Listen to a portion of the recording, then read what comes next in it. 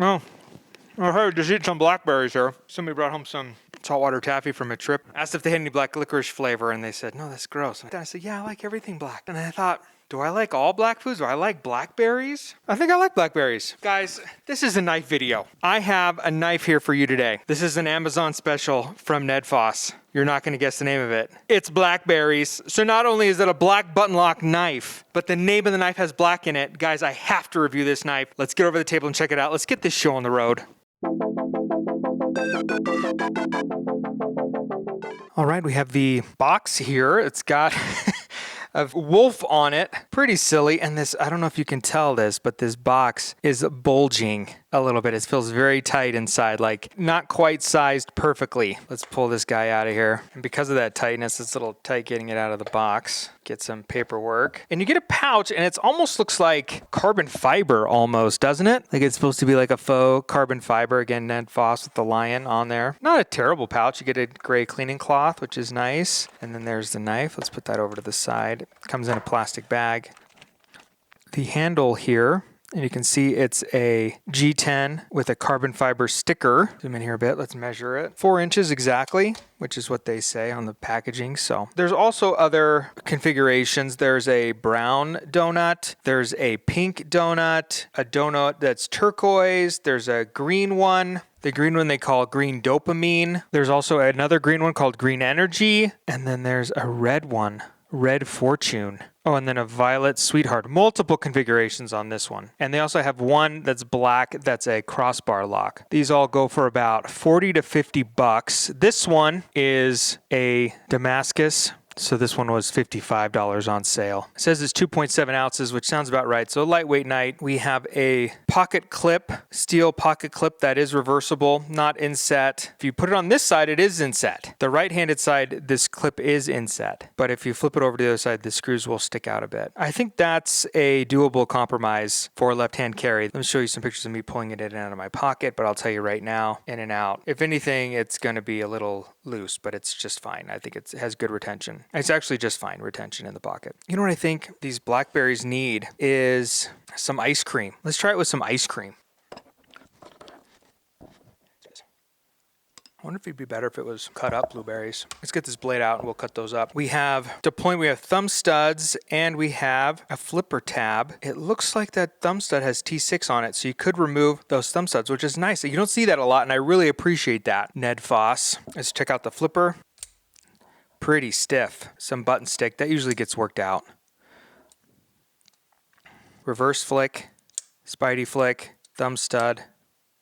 It's a strong detent.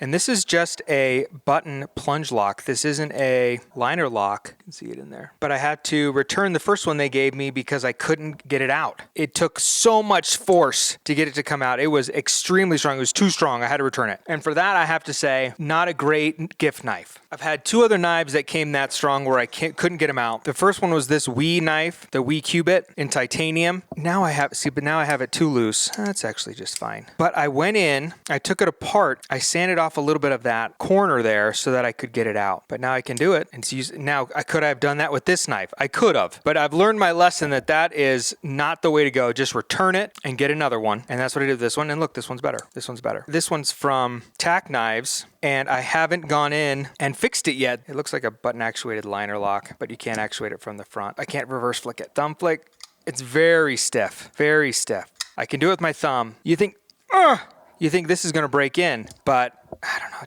it's taking too long. I have too many knives to carry this one and to sit here and struggle. This nail just gets destroyed because I love to Spidey flick so much. But I'm thinking if I go in there, I can bend the bar back or something. So I'm still trying to get in and repair that to where I can get that one open. But this one came like that and I just returned it and got it right back. That's what's good about Amazon, is that you can just return it and get it right back. And it's not as big of a deal as returning something like this where you have to get a box and do all that. But for that, I'd say not a great gift knife. If you're gonna get one that's too stiff, that's frustrating to send this to somebody and have them have to do that. But this action's fine. It's on bearings, grip, full 4-finger grip. There's not a real choke up spot there at all. Just some very light jimping there on the back. Drop point blade, and like I said, it does have this 33 layer Damascus VG10 Sanmai core, 3-inch blade, a little less than 3 inch, 2.96 inches. So if you have a 3-inch blade law, you should be fine with this one. Check your local laws and be careful out there. Full flat, drop point, came fairly sharp. This is made in China. Biting into the cutting board like it's fairly sharp. Let's try this now. See if this is better. With it kind of cut up a bit. I like that a lot.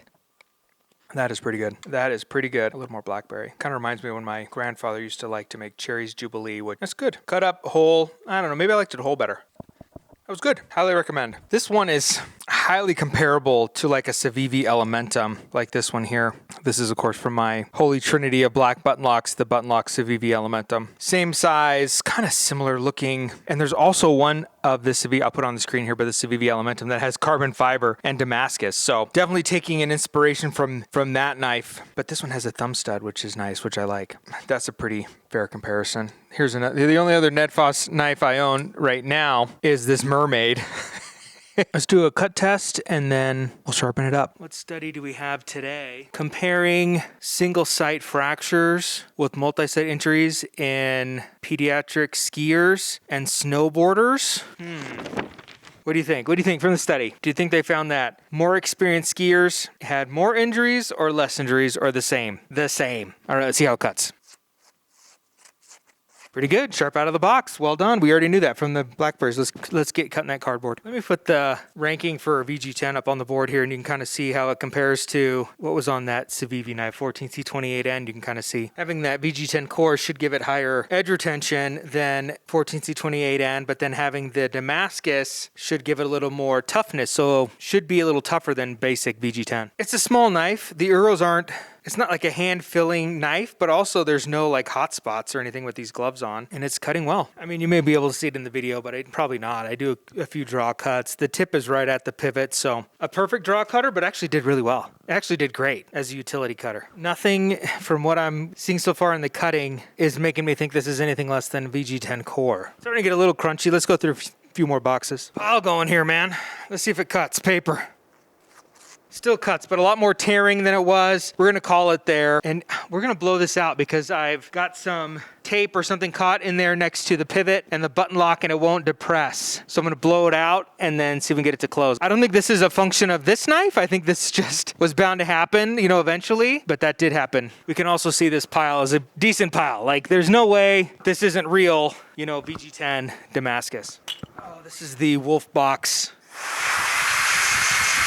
And that was it. Just had a piece of something caught in there, and now it works perfect. That's all it needed. I'll link this down below too. One thing I was noticing when I was cutting is that the Damascus pattern is not equal on each side. So this side, the Damascus pattern is much higher up. I think that has to do with the VG10 core not being exactly in the middle. So that's probably the VG10 core there, and then it's exposing the Damascus up here. That's my guess. Full fat grind, it should be easy to find a spot to grip that blade nice and easy, no uneven surfaces that would make it difficult for this to get into the, yeah, that's rock solid. Let's zoom out a bit here. As always, we'll mark up the blade just to see what angle they gave it to us at. So we'll start at 25, and sometimes we like to say that above 25 is not as great as below 25, but this is all just arbitrary numbers that I just came up with. Oh, look, it's right at 25 right now. Might be a little less than 25. Let's go down to 24. Well, it's either right at 25 or 24. We'll just keep it at 24. The way this is shaped right here, my stone is going to rub right here at this point to get sharpening down there. So I may slide this over a bit and just see if I can give myself just a little more space in that corner.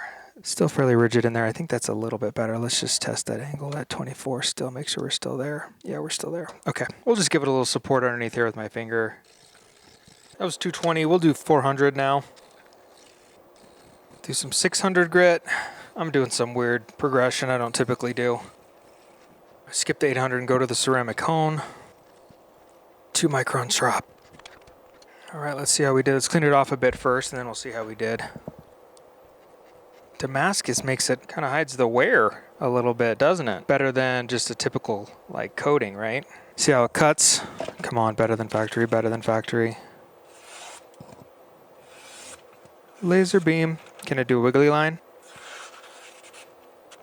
Final thoughts on the Nedfoss Blackberries, multiple Blackberries. I mean, I think it's everything it advertises it is. Damascus with a VG10 core, button plunge lock, but I had to send this one back. This is the second one because the first one wouldn't deploy. Now, you get it on Amazon, send it as a gift, they can send it right back if they can't get theirs open, but that's just a hassle. It's hard for me to recommend a knife that I've had to return because I couldn't get it open. If you get one that sticks, or just tell them, hey, if they get one that sticks, just send it back and have them replace it for another one. Can I say anything about the other versions that aren't this VG10 core Damascus? I cannot. Those are all in different steels. I can put this steel on the screen here, but this VG10 core Damascus was great. Thinking about buying this knife for yourself as your first knife or as a gift knife, I'd recommend the CIVIVI Elementum instead. Hey everybody, thank you so much for tuning in. If you've made it this far, go down there, like and subscribe if you haven't done so already. Thank you all those who have already subscribed. I'm trying to get to that 500 subscriber mark. If you like this video, you'll probably like this video where I talk about my holy trinity of black button lock knives, and I talk about that Elementum I mentioned in this video. Or maybe this video where I talk about a better budget knife, probably the one you should get, the Remit Camel or the Remit Rhino. Check that video out, and we will see you on the next one. Farewell. Don't talk with your mouth full.